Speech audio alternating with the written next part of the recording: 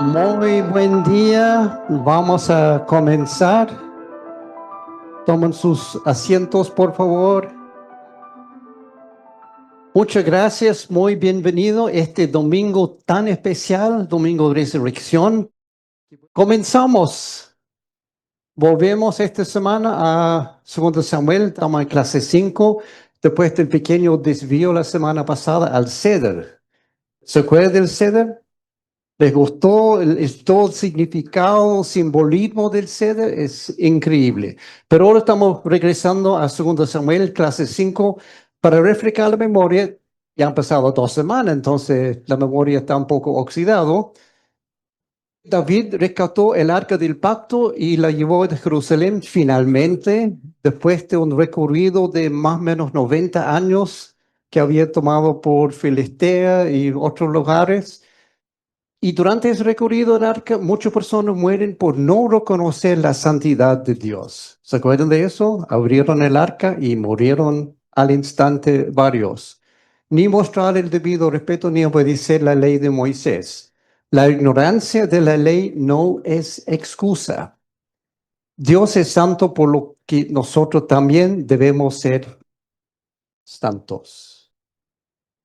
Y eso no quiere decir perfecto. No podemos ser perfectos, pero sí podemos trabajar en la santidad, que quiere decir apartarse del mundo, apartarse del pecado. David reflexiona que él vive en una lujosa mansión, mientras que el arca de Dios se encuentra afuera en una carpa, y él piensa que no debería ser así y quiere construir una casa para Dios, un templo. Dios envía al profeta Natán para decirle a David que David no construirá una casa para Dios, sino que Dios construirá una casa para David. Dios no se refiere obviamente a una casa física, porque David ya tenía su palacio, está construido, está muy bonito. Dios se refiere a un linaje real, una dinastía que continuará hasta llegar a Jesús. Alguien me hizo una pregunta muy interesante. Bueno, ¿y continuó el linaje después de Jesús? Probablemente hay todavía descendientes de David, no sabemos, pero realmente terminó con Jesús, porque después de Jesús no es necesario nada más. Él cumple toda la profecía del Antiguo Testamento. No es necesario otro hijo de David. Dios le promete a David que su casa y su trono serán eternos, sin fin. Y este, vimos, es un ejemplo de profecía de doble cumplimiento. Vamos a hablar más de eso en un par de semanas más. Esta profecía es una de las profecías mesiánicas más importantes de la Biblia. Eso que Dios dice a David: te voy a construir una casa, un linaje real. Es obviamente mesiánica, se refiere al Mesías. Apunta directamente a Jesús y su eterno reinado sobre el eterno reino de Dios, y valga la redundancia aquí de eterno. El reino es eterno y el reinado también es eterno. Una de las promesas de esta profecía es que Dios le dará a David descanso de todos sus enemigos. Y en el siguiente capítulo, Dios cumple esa promesa. Entonces, por ahí vamos. Capítulo 8. Todos leyeron capítulo 8, 9 y 10, pero bueno, si tiene tu Biblia, ábrelo. Yo voy a estar leyendo de varias versiones, porque me gusta a veces una versión que destaca un punto mejor que otra versión. Entonces, quizás no voy a decir exactamente lo que dice tu versión, pero parece que está fuera de secuencia. ¿Sabes que 8 viene antes de 7? Bueno, aquí capítulos, no en los números. Probablemente este capítulo 8 viene antes del capítulo 7. Recuerden que en 1 y 2 Samuel y varias otras partes de la Biblia no están necesariamente en orden cronológica. Generalmente están en orden temático. Y eso es lo que sucede acá. El tema del capítulo 6 fue recuperar el arca, llevarlo a Jerusalén. Por ende, capítulo 7 continúa con ese tema, el arca. Y David está pensando: el arca no debería estar en la carpa, yo tengo que construir esa casa. Ese es el tema que continúa de capítulo 6 a capítulo 7, pero realmente 8 viene entre medio. Tiene que ver inicialmente con el arca, pero después hace referencia a paz durante el reinado de David. De hecho, si recuerda el capítulo 7 comienza con esto. Sucedió que cuando el rey ya moraba en su casa, su palacio construido, el Señor le había dado descanso de sus enemigos por todos lados. Aquí dice que en ese momento David ya no tiene enemigos. El Señor ya está liberando, dando descanso, no hay más pelea, no hay más batalla. Y eso al inicio del capítulo 7. Pero en capítulo 8 y 10 están peleando, están en la guerra. David está conquistando uno y otro y otro. Por lo tanto, podemos decir que estos capítulos vienen antes del capítulo 7. Es importante reconocer esto porque a veces uno lee la Biblia y si no da cuenta que las cosas están fuera de orden cronológica, pueden llegar a tener mucha confusión. Pueden encontrar un tipo que ya murió hace 5 capítulos y está hablando de nuevo. Hay que tener claro, la cronología no es necesariamente correcto. Capítulo 7 dice que Dios ya había dado descanso a sus enemigos. Lo que vamos a ver ahora es cómo sucedió este descanso. Capítulos 8 y 10 básicamente. Segundo Samuel 8, versículo 1. Pasado algún tiempo, David derrotó a los filisteos y los subyugó, quitándoles el control de Meteg Amá. ¿Qué es un meteg amá? Bueno, mete quiere decir brida, como el arnés que se pone en los caballos, ese brida. Y amá se refiere a una madre o una metrópolis.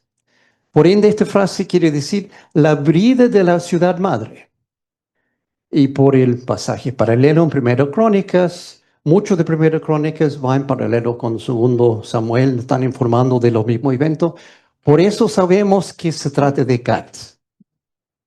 Y parece que Gat era el mayor o más importante de las 5 ciudades-estado filisteas. No olvide que Filistea no era nación, era solamente un grupo de ciudades que tenía alguna cosa en común. Y parece que Gat era la ciudad más importante de estos 5. O sea, aquí dice, David derrotó a estos y tomó control de Gat. Conclusión, David ha derrotado la ciudad de Goliat. Años atrás había derrotado a Goliat mismo, pero ahora dice la ciudad entera. Volvió y los de Gat ya no están. O están, pero están subyugados a David. Por fin. Una vez sometidos los filisteos, David centra su atención en los moabitas. Y vaya que tiene una manera rara de tratar con los moabitas. Segundo Samuel 8:2. También derrotó a los moabitas, a quienes obligó a tenderse en el suelo y midió con un cordel. A los que cabían a lo largo de 2 medidas los condenó a muerte, pero dejó con vida a los que quedaban dentro de la medida siguiente. Fue así como los moabitas pasaron a ser vasallos tributarios de David. Qué raro. Todos al piso, uno tras otro y con un cordel. Tu muerte, tú vive, tú muerte, tú muerte. Pero qué raro. Y uno dice, ¿por qué tan crueldad, tan horror? Imagínense, todos ahí al suelo y llegan con un cordel y mide. El otro no, este sí. Muy curioso. ¿Cuál es el motivo de este trato bárbaro? Porque es bárbaro hacia Moab. ¿Por qué David tiene este? Se nota que este es un odio visceral. ¿Qué pasó aquí? Y eso es muy raro, considerando que al parecer David tenía buenas relaciones con los moabitas antes, y especialmente tomando en cuenta que su bisabuela era moabita. La bisabuela, ¿cómo se llama la bisabuela de David? ¿Más fuerte? Amén. Ruth. ¿Se acuerda de la historia? En el libro de Ruth, Noemí, mujer de Israel, había una hambruna, entonces ella se fue a Moab a vivir con su esposo e hijos. Mueren el esposo, mueren los hijos, pero ya están casados con mujeres moabitas, una de las cuales era Ruth. Después se acabó la hambruna, Noemí quiere volver a Israel Y dice a sus nueras, quédense aquí, ustedes son moabitas, pero Ruth declara, no, yo voy contigo, me declaro fiel a ti y fiel a tu Dios. Las dos cosas. Entonces Ruth regresa con Noemí a Israel, casa con vos, tiene un hijo y ese hijo es el abuelo de David. Pero importante tener aquí, bisabuela de David era moabita. Y después David hace eso con los moabitas, como no encaja. ¿Qué pasó aquí? Ahí está la historia en Ruth 4, 13 al 22. Incluso la última vez que supimos de David en la Biblia con los moabitas fue cuando él huyó de Saúl años atrás. Estamos hablando de 1 Samuel 22, 1 y 4. David se fue de Gat y huyó a la cueva de Adulán. Cuando sus hermanos y el resto de la familia se enteraron, fueron a verlo allí.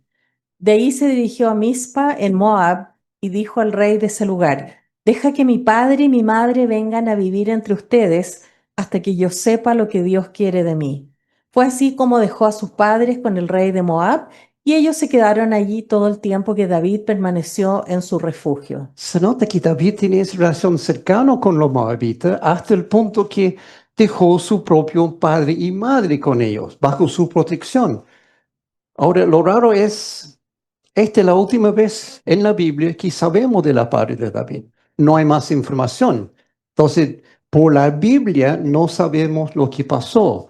Sin embargo, hay una tradición judía que dice que los moabitas mataron a los padres de David. Y por eso tiene tanto odio para tratarlos de esa forma. Ahora, no podemos comprobarlo, no hay evidencia, es una tradición judía, está en los Midrash, pero no hay evidencia arqueológica, no hay evidencia escrita en ninguna parte. Puede ser, es una posible explicación de por qué David mató a los moabitas de una manera tan grotesca, midiendo ahí en el suelo. Entonces, en los primeros dos versículos de este capítulo 8, David ya tiene vencido dos naciones, filisteos y moabitas. El resto del capítulo es una serie de victorias similares, una tras otra, sobre varias naciones y con algunos comentarios fascinantes. Aquí vamos con un comentario fascinante, 8, 3 al 4. También derrotó David a Hadad-Ezer, hijo de Rehob, rey de Soba, cuando éste iba a establecer su dominio hasta el río Éufrates.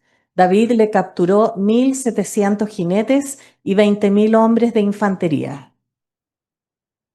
Otra vez, un montón de nombres raros, Hadadezer, Rehob, Sobá, Éufrates y lugares extraños y números importantes. Qué aburrido, dice alguno, cuando llega a ese tipo de cosas en la Biblia. Y dice, ¿esto qué quiere decir para mí? No, no es aburrido para nada, en absoluto. De hecho, es interesante esto y bastante importante porque indica cumplimiento de la promesa de Dios a Abraham unos 1000 años antes. Esa frase aquí. Este tipo, de ser hijo de Rehob, rey de Soba, iba a establecer su dominio hasta el río. ¿Qué tiene que ver eso con Abraham? Vamos a ver. Génesis 15, 18 a 20, una promesa muy importante de Dios para Abraham. En aquel día el Señor hizo un pacto con Abraham. Le dijo: A tus descendientes daré esta tierra, desde el río de Egipto hasta el gran río el Éufrates. Ok, ¿qué quiere decir eso? Desde el río de Egipto, o sea, el Nilo, hasta el río Éufrates. Interesante.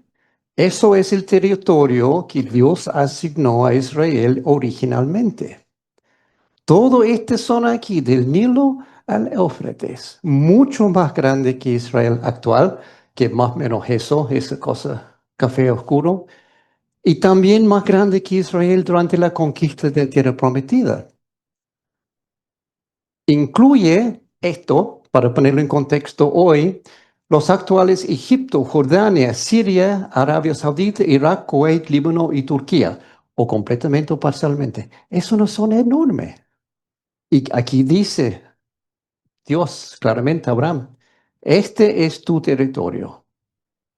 La pregunta entonces es, ¿qué pasó? ¿Cómo que llegó esto y se achicó a algo tan pequeño? ¿Cómo es posteriormente? Parece que Dios le asignó a Israel un territorio bastante más pequeño. Estamos aquí, Génesis 15, en 17, dice, a tu descendencia daré en posesión perpetua toda la tierra de Canaán. ¿Qué es eso? ¿Qué pasó? ¿Por qué es así?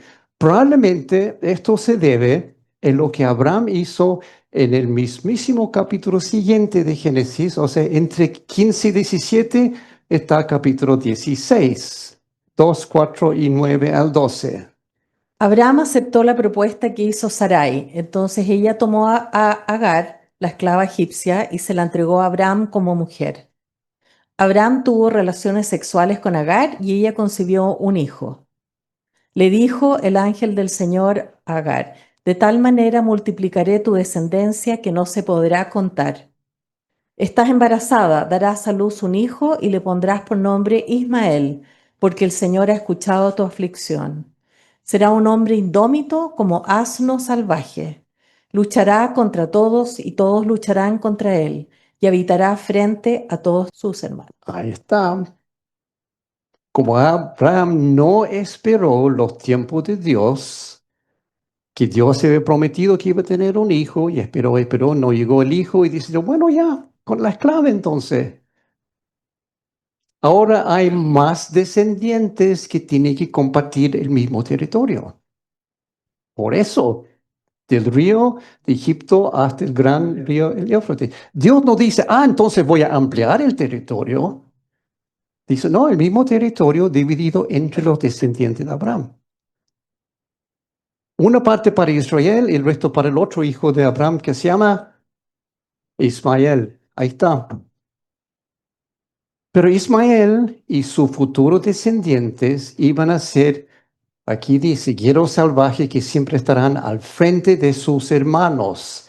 Será un hombre indómito como asno salvaje, luchará contra todos y todos contra él y habitará frente a sus hermanos. ¿Quiénes son los hermanos de Ismael? Israel. O de otro punto de vista, tomado del punto de vista de él, esta profecía dice que Israel siempre estará en conflicto con sus hermanos, los descendientes de Ismael. ¿Quiénes son? Los árabes, las naciones árabes.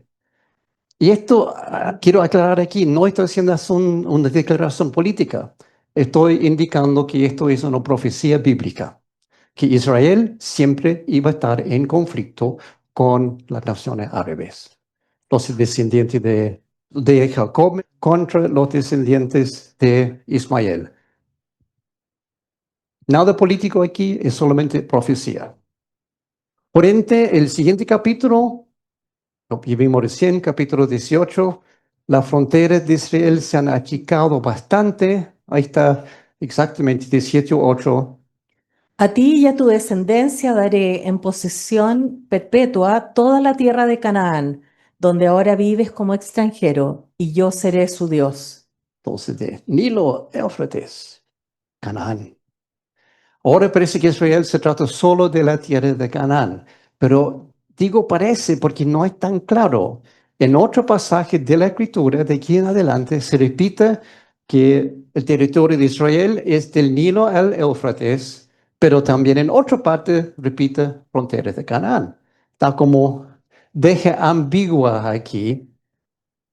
Todo el resto del Antiguo Testamento no aclara si la frontera se limita a Canaán o se extienden hasta el Éufrates.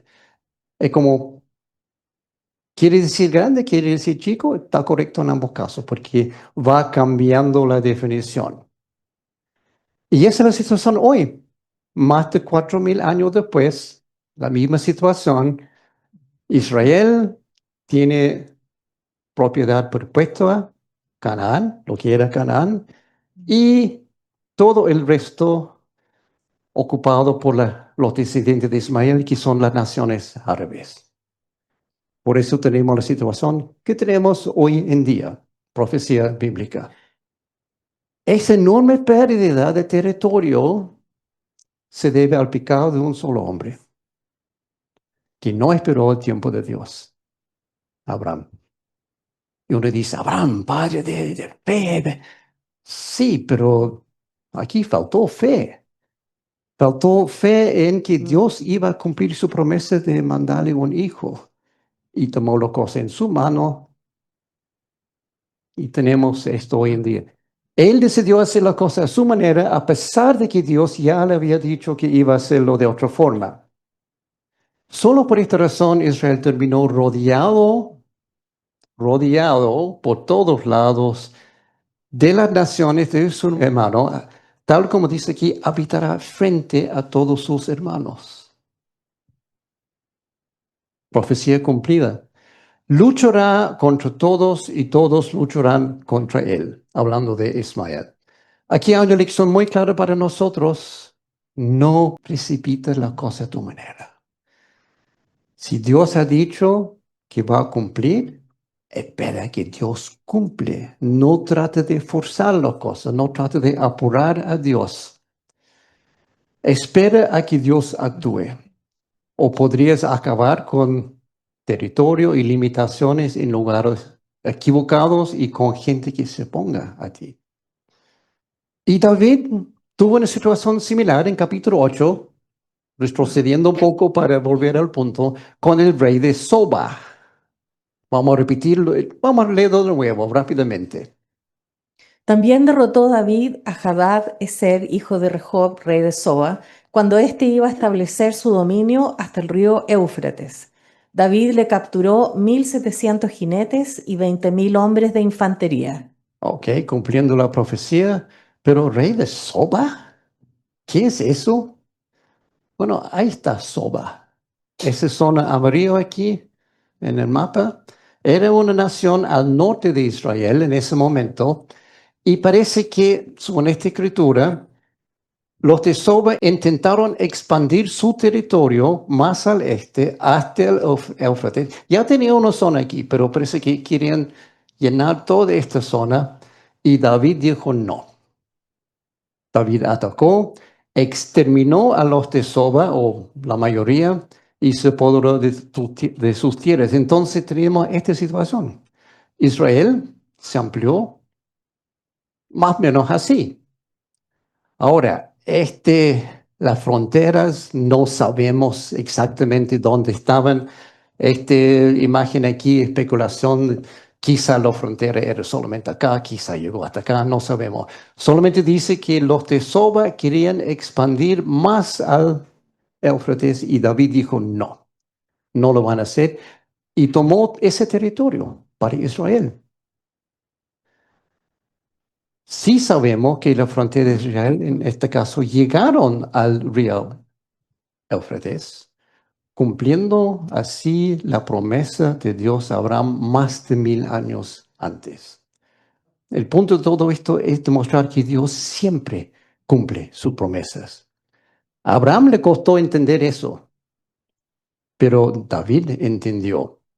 Siempre Dios va a cumplir su palabra, no hay duda. Puede que tarde 1000 años, como fue en este caso, para llegar Israel a ese territorio, y puede ser que sea diferente de lo que tú esperabas, pero Dios siempre cumple. Eso tenemos que tener claro. Si hay una promesa, Dios lo va a cumplir, sí o sí. Las victorias de Dios continúan, versículos 5 y 6. Los sirios de Damasco fueron para ayudar a Hadad Ezer, rey de Soba, y David hirió a 22.000 hombres de los sirios. Después David instaló puestos militares entre los sirios de Damasco. Así llegaron los sirios a ser siervos de David y le llevaban tributos. Y el Señor daba la victoria a David por donde quiera que iba. Frase clave. No fue David y su ejército quienes lograron estas victorias, fue Dios, cumpliendo su promesa de dar a David y su casa descanso de todos sus enemigos. Porque nuevamente Dios siempre cumple su palabra, pero Dios no solo le está dando a David victorias militares, expandiendo su territorio hasta las fronteras que le prometió, está haciendo otra cosa también Dios aquí. Sigamos, 7 y 8. David tomó los escudos de oro que llevaban los servidores de Hadad-ezer y los trajo a Jerusalén. Asimismo, el rey David tomó gran cantidad de bronce de Beta y de Berotai, ciudades de Hadad-ezer. Dios también está dando a David los materiales, oro, plata y bronce, que su futuro hijo Salomón va a necesitar para construir el templo. Dios tiene un propósito con esta nación es rica. La casa que David originalmente quería construir, pero Dios dijo que tú no vas a construir, sino tu hijo lo va a construir. Pero está usando David para preparar, para juntar materiales. Pero ¿cómo sabemos que David está usando todo esto, este botín para el Señor y no solamente para él en su bolsillo? Tentación grande, ¿no? 9 a 12. Cuando Toi, rey de Hamat, oyó que David había derrotado a todo el ejército de Hadad-ezer, Toi envió a su hijo Joram al rey David para saludarlo y felicitarlo por haber combatido contra Hadad-ezer y por haberlo derrotado, porque Toi estaba en guerra con Hadad-ezer. Joram llevó consigo objetos de plata, de oro y de bronce que el rey David también consagró al Señor, junto con la plata y el oro que había consagrado de todas las naciones que había conquistado.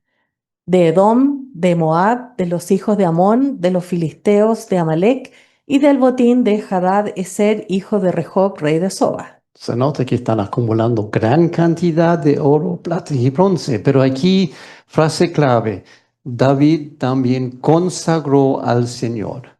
Todo esto consagrado al Señor. ¿Por qué? Porque David sabe que todo lo que recibe proviene de Dios. Él no dice, mira, esto es escudo de oro que Dios me dio a mí. No, me dio a la nación, por lo tanto yo lo voy a consagrar al Señor. La riqueza que Dios le ha dado, David la dedica de vuelta a Dios. Podemos aprender de eso. Lección. Cuando Dios te da una bendición inesperada, asegúrate de dedicarse a Él y no pensar, esto para mí solo. No es así. Él no te la dio para que la usaras solo para ti mismo, te la dio para que la usas para Él. Lo mismo con dones espirituales, por ejemplo.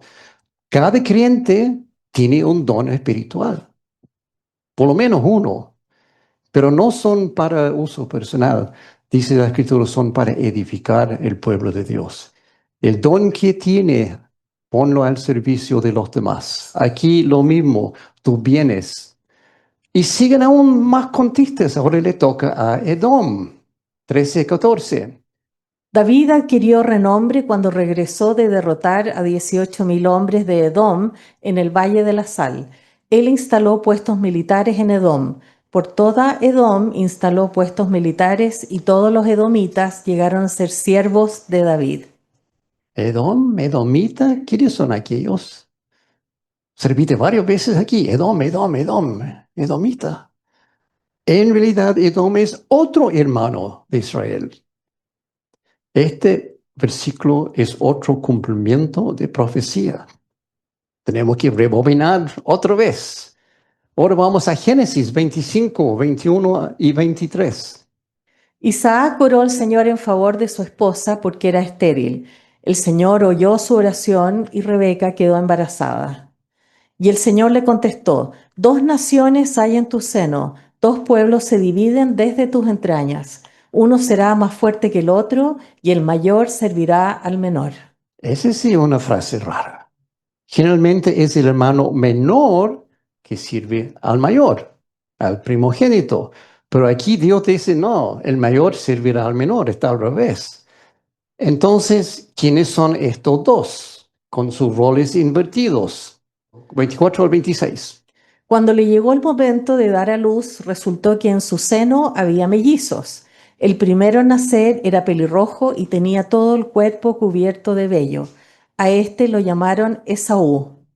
Luego nació su hermano agarrado con una mano del talón de Esaú. A este lo llamaron Jacob. Ahí están los dos hermanos. Así que Esaú nace primero y por ende es el mayor, quien según la profecía servirá al menor, que se llama Jacob. Estos dos hombres, ambos vivieron muchos años, vida muy larga, pero en ningún momento durante sus vidas tenemos esta situación del mayor sirviendo al menor. No sucedió. Entonces, no sé, alguna profecía de la Biblia que no se cumplió. Estamos mal aquí. Sigamos. Esaú más tarde recibe otro nombre, Edom. Edom quiere decir rojo. Era rojizo, peludo el tipo. Entonces, ahí cambiaron el nombre. Y Jacob también recibe otro nombre, Israel. Son hermanos, naciones hermanas. Y ambos se convirtieron en naciones. Pero Edom siempre fue la nación más grande y poderoso y causó mucho problema a Israel. Entonces aquí tampoco vemos que el mayor está sirviendo el menor. Hasta que volvemos a lo que hizo David aquí. Todos los edomitas llegaron a ser siervos de David. Ahí se cumple la profecía. Ahora el mayor, Edom, está sirviendo el menor, Israel. Porque la profecía de Dios siempre se cumple. Cuando Dios dice que algo sucederá, siempre sucede, tarde o temprano. En este caso, otra vez han pasado 1000 años después de la profecía y el mayor Edom finalmente está sirviendo al menor Israel. Porque Dios siempre cumple esa palabra. No sé si han visto que hay un tema común en este capítulo 8. Dios siempre cumple su palabra. Y aquí agrega una frase al final de esto. El Señor daba la victoria a David por donde quiere que iba. Está repitiendo la misma frase. Subrayando de nuevo que es Dios mismo quien obra en todas estas victorias que tiene David. Y es nuevamente exactamente lo que había prometido Dios en tiempo de Moisés, unos 400 años antes. Todo eso es cumplimiento de profecía. Vamos a ver lo que Dios había prometido todos estos años antes. Éxodo 23, 20, 23, 27 y 30, 31.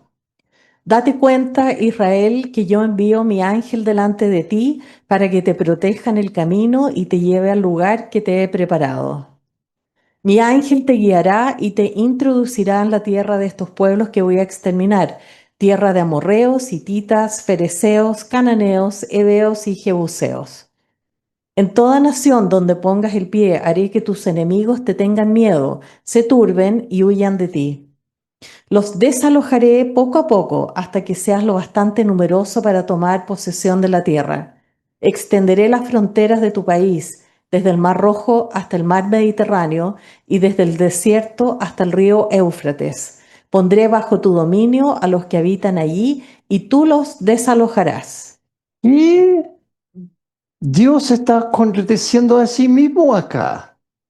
No sé si lo vieron aquí. Primero Dios dice, estos pueblos voy a exterminar yo. Haré que huyen de ti. Los desalojaré. Eso dice.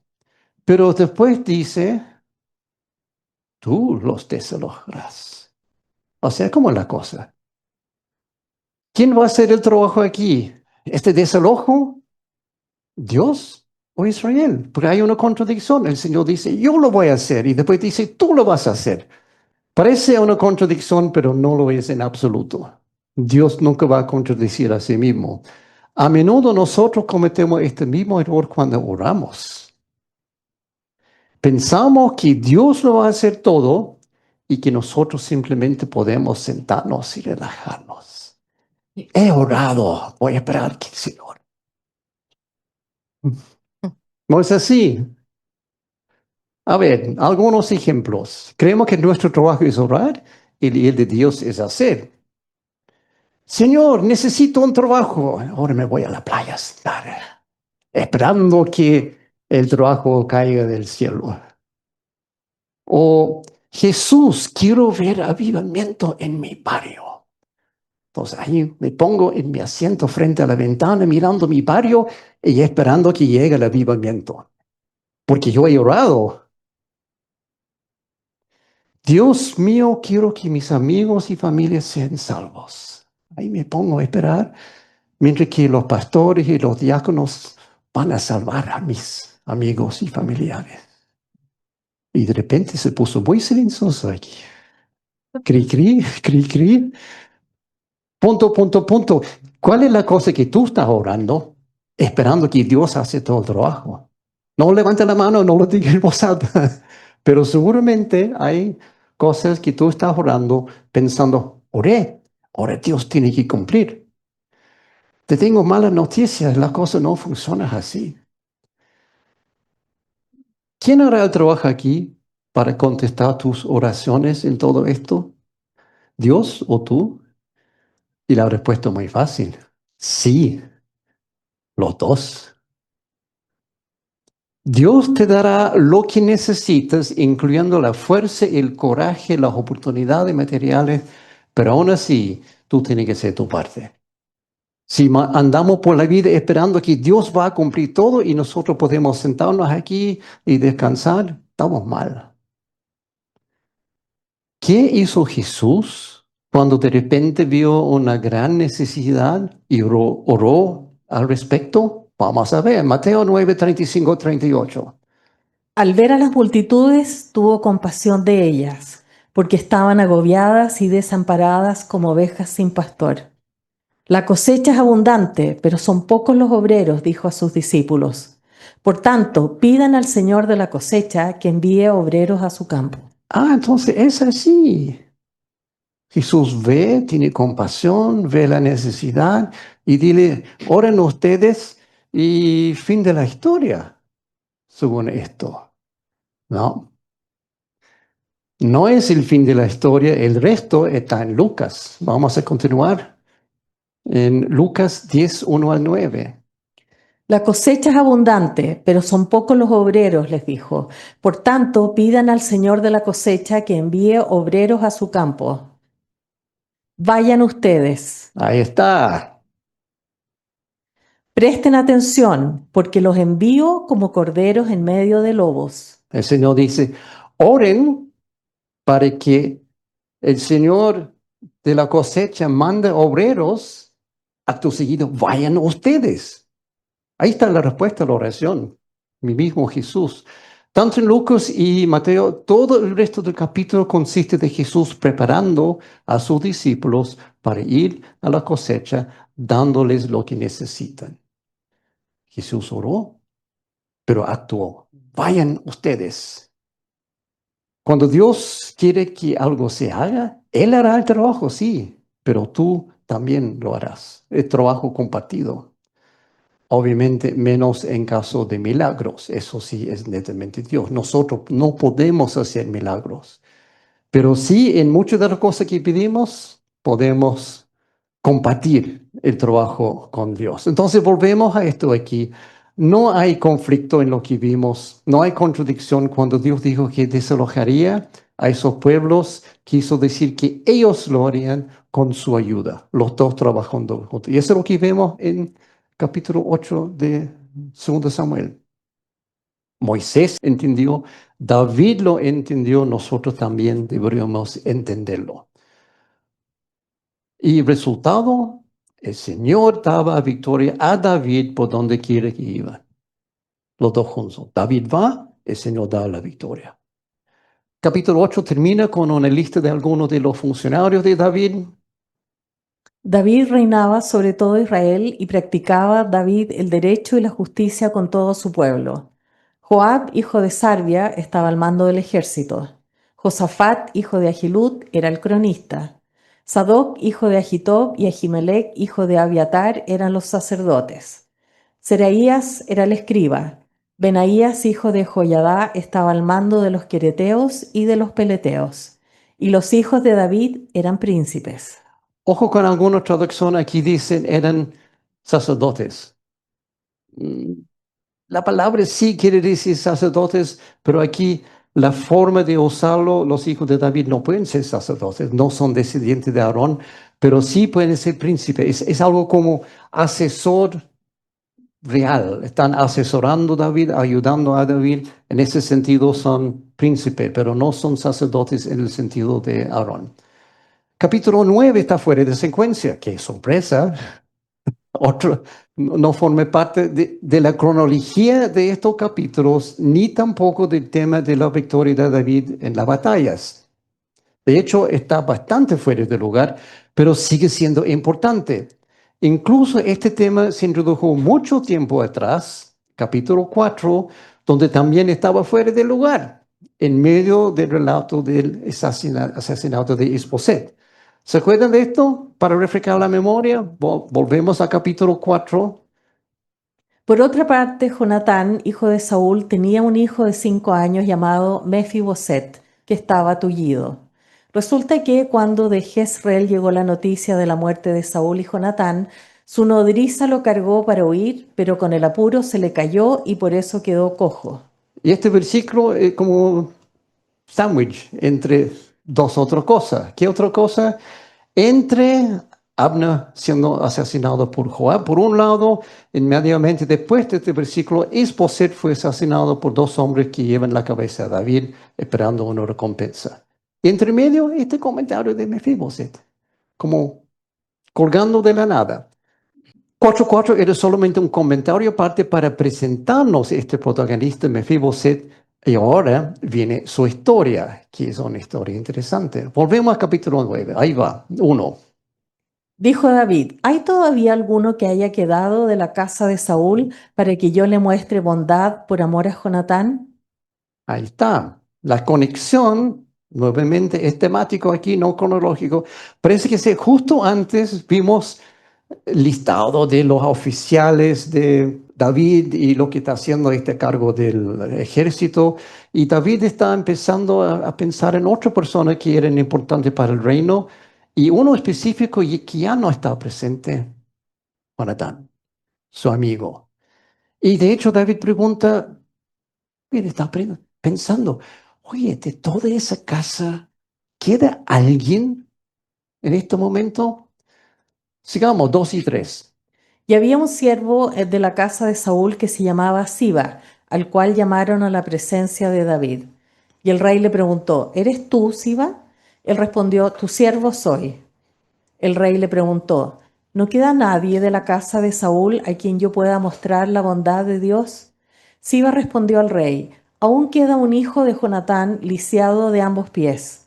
Entonces le preguntó el rey, ¿dónde está? Siba respondió al rey, he aquí que está en la casa de Maquir, hijo de Amiel, en Lo-debar. Un punto aquí, Mefiboset no vive en su propia casa, vive con alguien. Pero ese tipo es pobre. Sigue adelante. El rey David envió a traerlo de la casa de Maquir, hijo de Amiel, de Lo-debar. Entonces Mefiboset, hijo de Jonatán, hijo de Saúl, vino a David y cayendo sobre su rostro se postró. David le dijo, Mefiboset, y él respondió, he aquí tu siervo. David le dijo, no tengas temor. Ah, qué raro. ¿Por qué cae sobre su rostro? No solamente está postrando, está al piso. Y temor, dice David, no, no tenga temor. ¿Por qué iba a temer temor este hombre? En realidad sería mucho más que solo temor. Este hombre probablemente está aterrorizado. ¿Por qué? Era muy común en aquellos tiempos que el nuevo rey buscara a todos los posibles herederos del rey anterior para matarlos, para no tener competencia, no dejar con vida a nadie más que tuviera algún derecho al trono, y Mefiboset es el último que queda. El rey llama a Mefiboset. Uno casi puede sentir Mefiboset al piso, esperando, me van a matar. Y es nieto de Saúl, descendiente directo. Pobre hombre. Con razón, Mefiboset tenía miedo. Pero eso no es para nada la razón por la que David quería verlo. Sigamos, versículo 7. David le dijo, no tengas temor, porque ciertamente yo te mostraré bondad por amor a tu padre Jonatán. Te devolveré todas las tierras de tu padre Saúl y tú comerás siempre a mi mesa. ¡Wow! ¡Qué cambio drástico para Mefiboset! Puedes imaginar el inmenso alivio de este hombre a escuchar esto. Seguramente quedó impactado, incrédulo, asombrado, casi sin poder creerlo. Llegó esperando, esto es mi último momento. Y de repente David da vuelta todo. Esperaba morir, pero se le permite vivir. Y no solo eso, sino que recibe una herencia enorme de valor incalculable y más encima comerá en la mesa del rey para siempre. Es exactamente lo que Jesús ha hecho por nosotros. Exactamente lo mismo. Tú ibas a morir, pero Jesús te permite vivir. Y no solo eso, sino que recibirás una herencia enorme de valor incalculable. Y además comerás en la mesa del rey para siempre. El paralelo aquí es muy claro, muy obvio.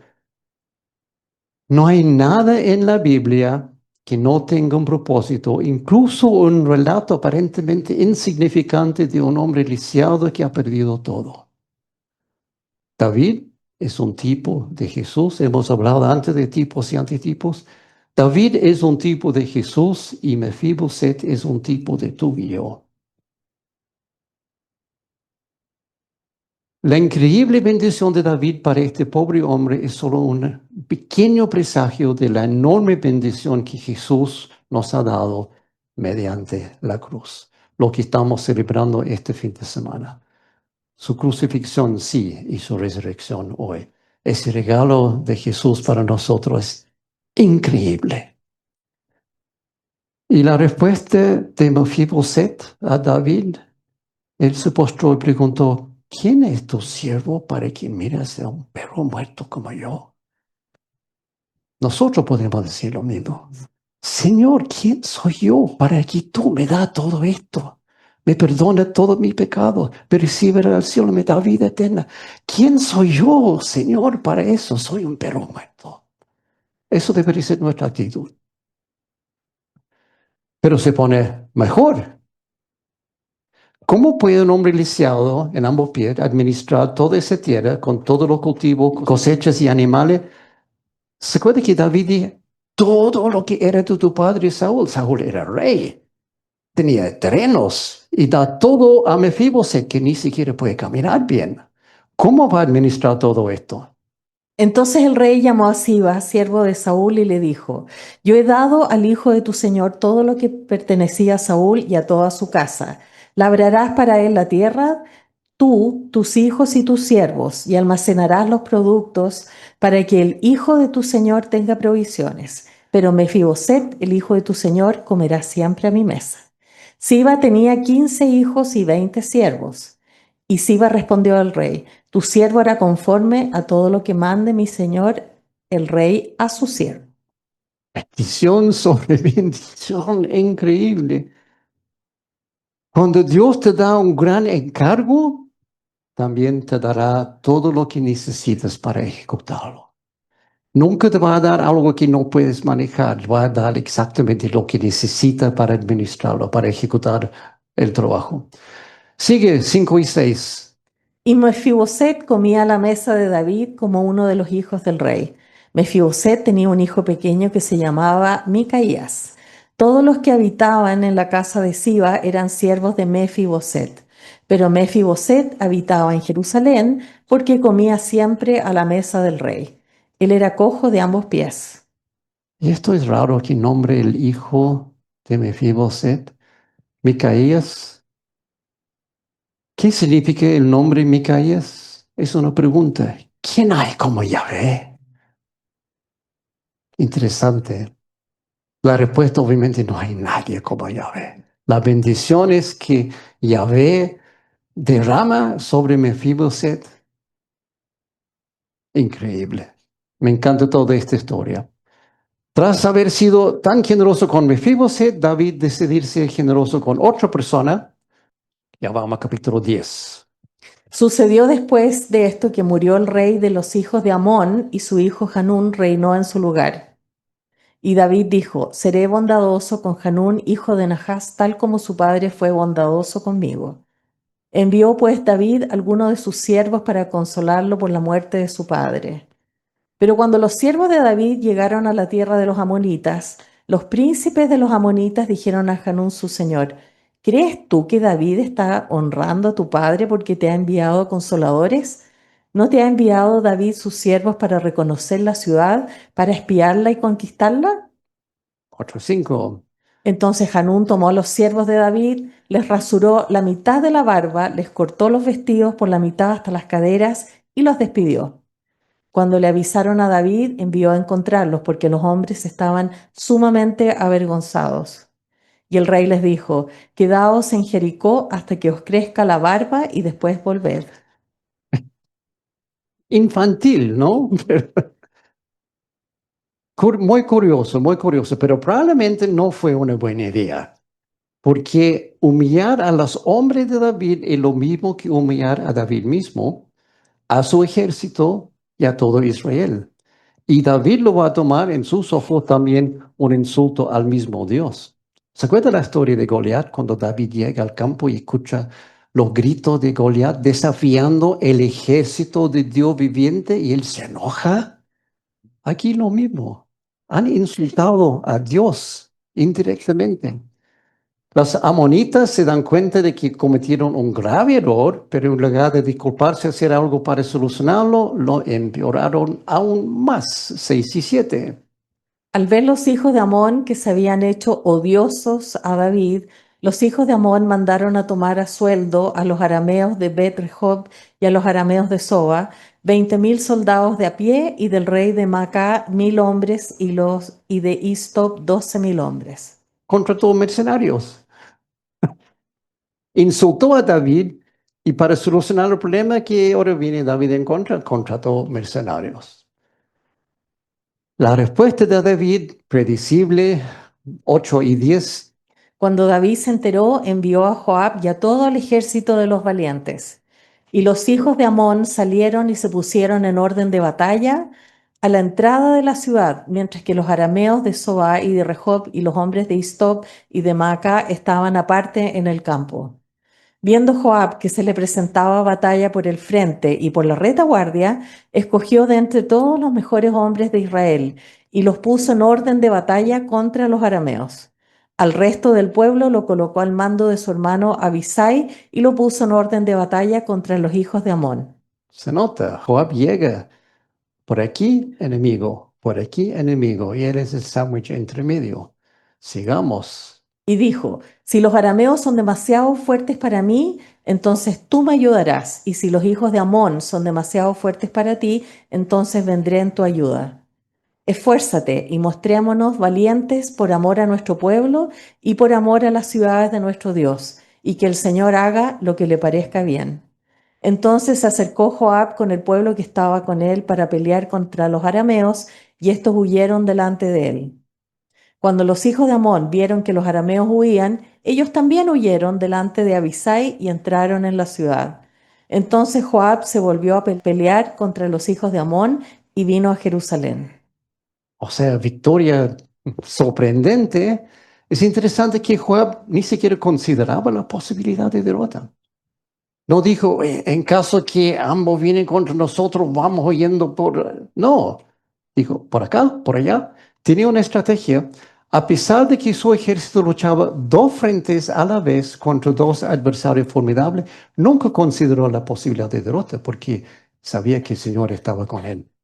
Simplemente lo dejó en mano de Dios y usó una estrategia sencilla que parece que había aprendido de Josué, donde el ataque del enemigo es más fuerte, refuerza las defensas. Es algo que podemos aprender de Joab también, espiritualmente. No te preocupes por lo mal que se ven las cosas. A lo mejor tú ves una situación terrible alrededor y tú piensas, me rindo, me voy. No, no es la forma. No hay que considerar la posibilidad de derrota porque Dios está contigo.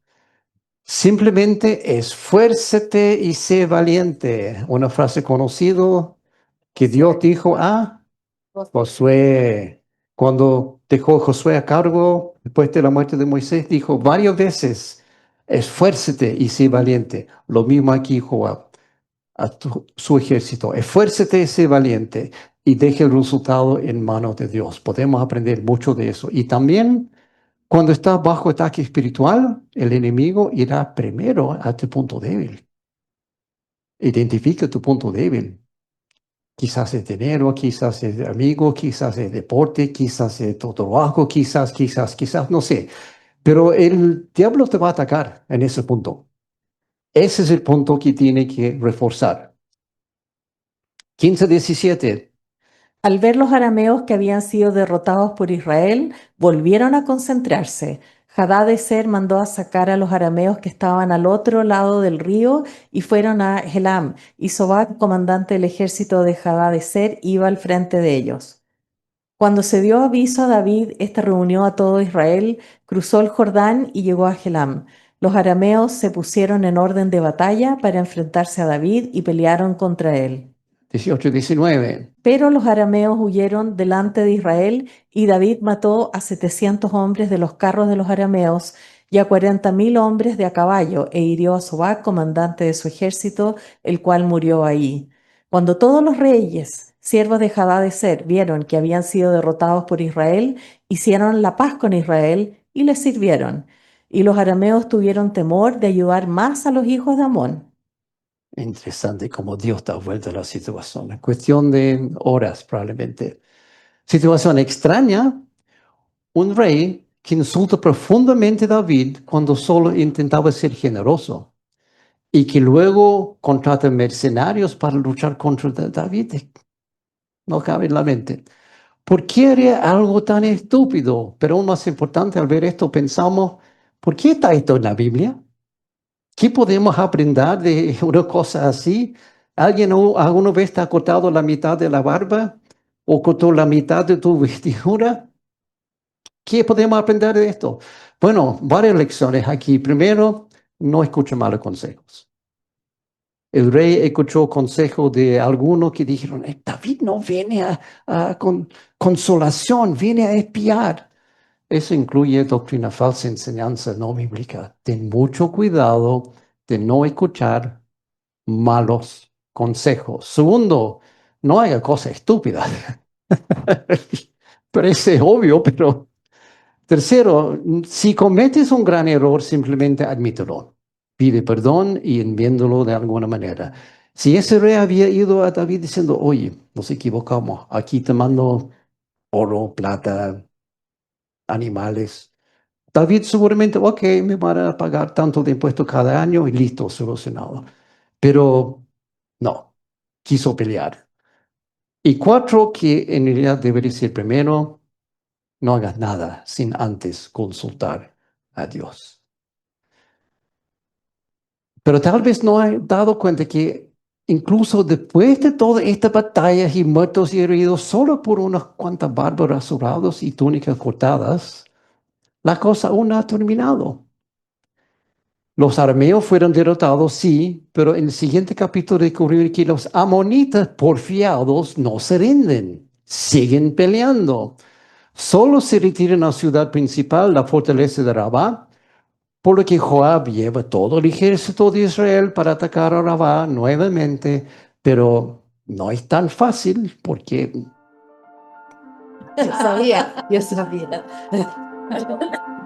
la próxima semana, fase 6, segundo Samuel, y ahí llegamos a un capítulo interesante que se llama David y Betsabé.